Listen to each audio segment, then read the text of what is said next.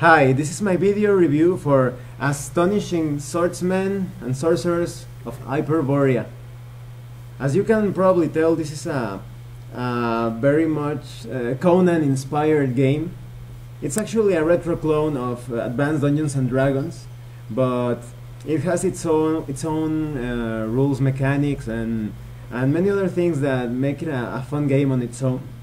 First, let's talk about the box. The box is pretty sturdy. The art is amazing. It screams sword and sorcery and Conan the Barbarian and Fafhrd and the Grey Mouser, all of those fantasy staples. And the cover may seem a bit sexist because you can see the powerful half-naked barbarian with a half-naked lady over there and a sorcerer just being cut down by a magic axe. But I think it's appropriate for the genre, and I wouldn't mind if, for example, instead of the barbarian, there was a powerful Amazon warrior standing upright and a male thief kneeling instead of the naked woman there. And the back cover is also pretty good. You can see a group of heroes fighting a Lovecraftian monster of sorts. And well, let's get into the box and see what it has. First of all, you see this little booklet. There are two books inside the box. They are pretty much the same. They're pretty good. It's good quality paper, and the structure and typography of the book is pretty good. It's easy. You can read it pretty easily. And it's well organized too. It teaches you the game pretty smoothly. There are only two negatives I can point out of these little books. First, the ink they use, it kind of stains the other side of the sheet. For example, you see this illustration heavy with black ink, and you can't really tell because of the camera, but there are some black stains over there, and many parts in the book are a bit stained because of the ink. The other negative, maybe the pages sometimes get a bit stuck in the spiral, in the middle spiral. You start flipping through the pages and sometimes they get a bit stuck, and those are just nitpicks, but I think it's important to point them out. As you can tell, the illustrations are pretty awesome. You can see a lot of they are charged with that vibe of Lovecraftian nastiness and Dungeons and Dragons all over. The book starts by giving a brief description of what the game is about, talking about polyhedral dice and attributes and how to generate a character, but it's not too advice heavy on how to start playing a role-playing game. This book is made for people who already know how to play an RPG, so it's not really that easy to use it as starting material for somebody who has never played a role-playing game in his or her life. The classes are pretty good. They are pretty standard, but have their own unique small characteristics that distinguish them a bit apart from the classic Advanced Dungeons and Dragons game. Here we have the fighter. And the fighter is an amazing combatant when you have to face against multiple foes. You have your magician, who is like a jack of all trades or jack of all spells, but master of none. You have the cleric, who looks really awesome here. There are no weapon restrictions for the cleric. You don't have to wield only blunt weapons. You can also use swords and spears. Then you have the classic thief, and there are many subclasses flowing from these four main classes, like the barbarian. See, I wouldn't mind having this lady in the front cover. This book is really it's friendly for all the gender friendly, gender friendly, because the cover is a bit, I know it may look a bit sexist, but it's pretty even in the gender department in general. You have a berserker and a cataphract. Those are all fighter subclasses. Oh, and of course the paladin and the ranger. Now the difference between all of those are small but unique. For example, the paladin is of course a great protector and a tank that will keep all the party alive and heal them when necessary. The ranger is great for surviving outdoors and when facing creatures like aberrations or extraplanar beings. And the cataphract is great when you fight in open ground where a horse can run through everything, but not great when you are delving in a dungeon where it's very difficult to bring a mount along. And the berserker is a bit tricky to play. He enters into that classic barbarian rage, but and in higher levels he may even transform into a sort of werewolf or werebear beast, but he breaks his armor whenever he transforms into that, so you can't really wear magic armor without breaking it. And the barbarian has no rage at all. That's pretty surprising, but the barbarian is more of like a survival specialist that also focuses on fighting magic users and drawing out poison. The barbarian is very good at fighting enemies that could poison you. And then we have the... Oh, I forgot another one. This is more of like a fighter and wizard hybrid. The warlock. It's a pretty decent melee fighter, but also can employ also necromancy or pyromancy or just normal magic. On the magician subclasses, we have the illusionist. Now, this is just me, but I've never seen a character as a dungeon master or referee. I've never seen somebody pick an illusionist as a class. I think, I don't know why, but there's not much appeal of tricking or fooling your enemies' emotions and things like that. The necromancer, of course, specializing in raising the dead. The pyromancer specializes in fire magic. The witch specializes in brewing potions. I think this is better modified to be played as an alchemist from Pathfinder, because most of her potions can only work if the enemy drinks them, and it's going to be a bit ridiculous if you're running around everywhere trying to get somebody to drink your potions. We have the cleric subclasses. We have the druid, which is a healer but a bit more offensive, with tactics that are focused in offensive spells. And we have the monk. The monk is a bit like a cleric, but of course it's more like a fighter and a rogue combined. We have the priest, a cleric focused on banishing and controlling demons. And we have the shaman, who is a cleric almost completely focused on healing, with a limited selection of armor and weapons. The thief subclasses, we have the classical assassin, specializing in the use of poison and infiltration. And we have the bard. This is probably one of the most badass bards archetypes I've seen in my life. The bard is able to use any kind of shield, medium armor, any type of weapon, and he can use both druid spells and illusionist spells. So he has a wide selection of things to use. And we have the Legerdemainist, which is like a thief and wizard combined. And we have the scout, it's a rogue but specializing in infiltrating and navigating dangerous dungeons and fortifications. The races, there are various races in this game, but they are all human. You have Vikings, Celtics, Cimmerians, but they are called Chimerians here.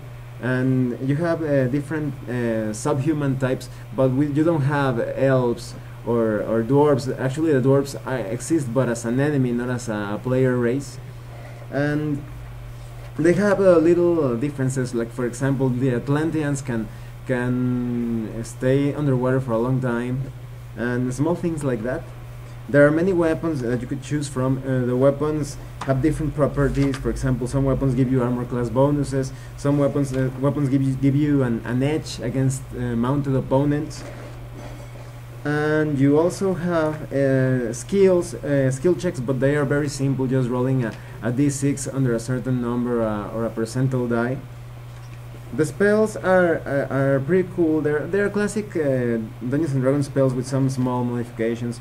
For example, you have a jump, magic missile, melt ice, flaming spear, haste, but most of them are a bit modified to fit the setting, which is a kind of science fiction, Conan the Barbarian and H.P. Lovecraft world.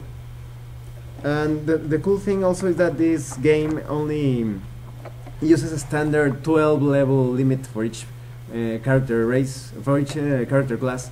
So you will get to the strongest point of a character's career in a relatively short time instead of waiting until he's about level 17 and up.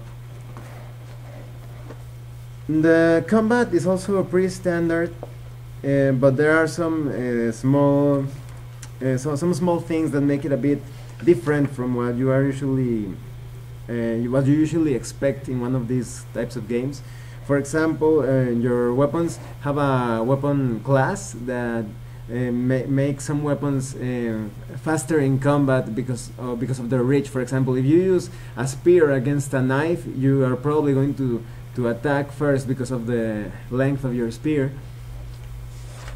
And there's also dual wielding. Everybody loves dual wielding, right? And you have other things like shielding your ally with your shield, and you can set arrows in the ground so you can shoot faster. You can shoot 2 arrows at once. You can charge with your spear, try to split a shield with your axe. There are many things that you can use, but these are all optional rules, but they add a bit of spice to normal combat.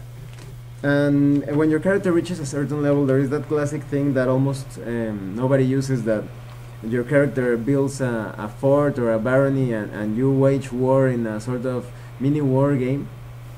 And that's all in the player's manual. Next, you have the referee's manual.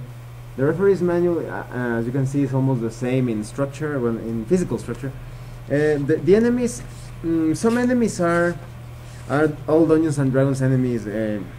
Some have a little twist, but they're mostly the same. You have Naboleth, and you also have Lizardman, you have Behir, and there are very few illustrations. That's something I think could have been better in this book. There are very few illustrations, and some monsters aren't even named. For example, there's a Slad, typical demon Slad, but they call him Demon Class 2, and there are also demons here that are known by other names, but they call them Demon Class this, Demon Class that.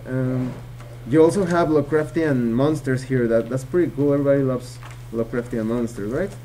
You have deep ones, and you have elder things. You have you also have, of course, some Robert E. Howard inspired monsters like ape men or crab men, sort of things you would expect to find in a in a Robert E. Howard novel. Well, I'm not sure about the crab men, but I'm sure about the ape men and ape monsters and anything gorilla related.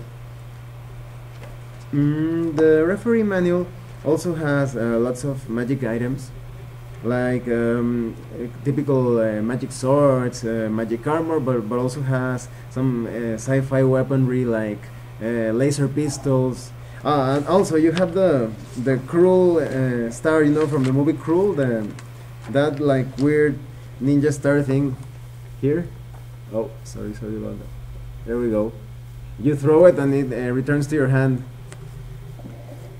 that's very unwieldy as a weapon, don't you think? Don't you think it's a bit dangerous to try and catch that thing?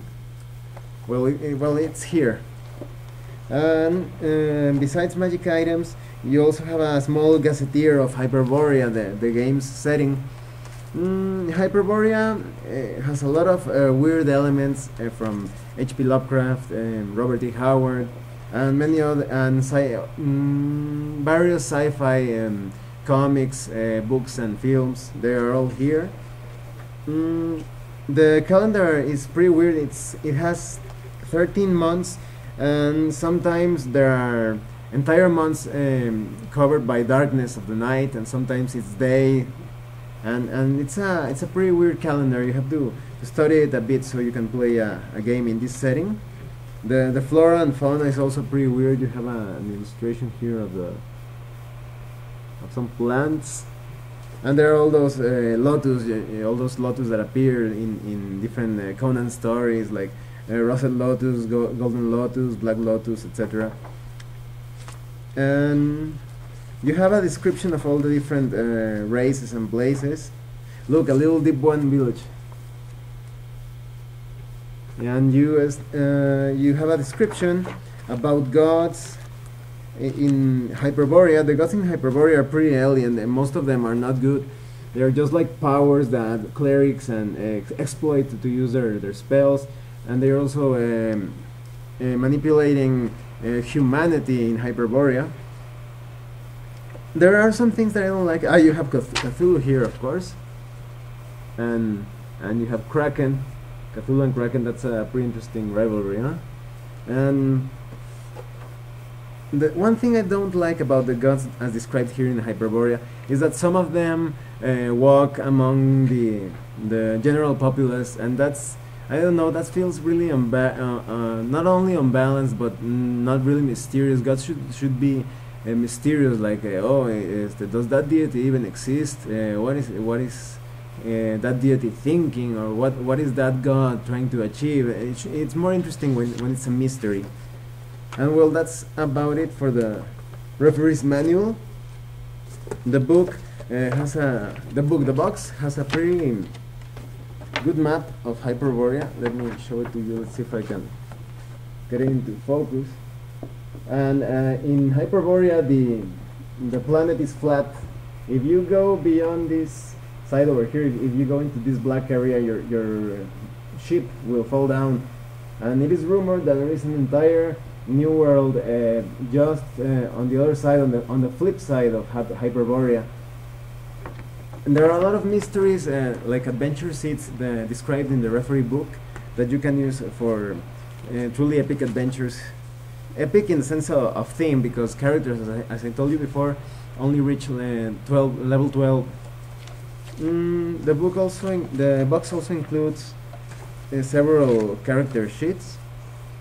They are a bit complicated sheets. There, you can see 4 sides of the sheet, and I recommend that if you're planning to run a game with this system, you use a rules mechanic that allows for that softens death, so that your character doesn't die that easily. You know, like those things found in gazetteers, such as Kroll or Gygax, where you roll a percentage die, and you get a chance to keep on fighting before dying, or you get a chance to be healed before dying, because it's going to be a pain if you tell one of your characters your players to fill all this, to input all the character's data here, and then that player dies in the first adventure.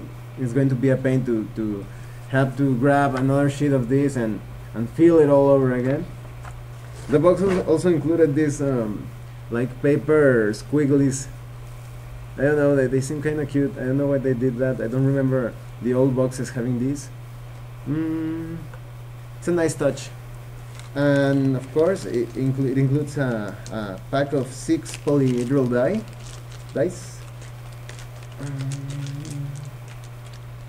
They are pretty tough. They are like this. They are this orange dice, but the numbers are not painted.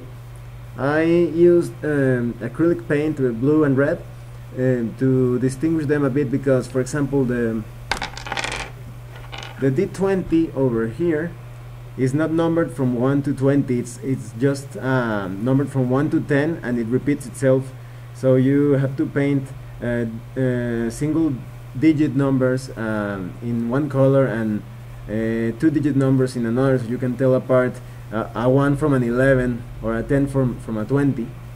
I think they should have included like a wax crayon or something to paint the die if they wanted to evoke that sense of nostalgia.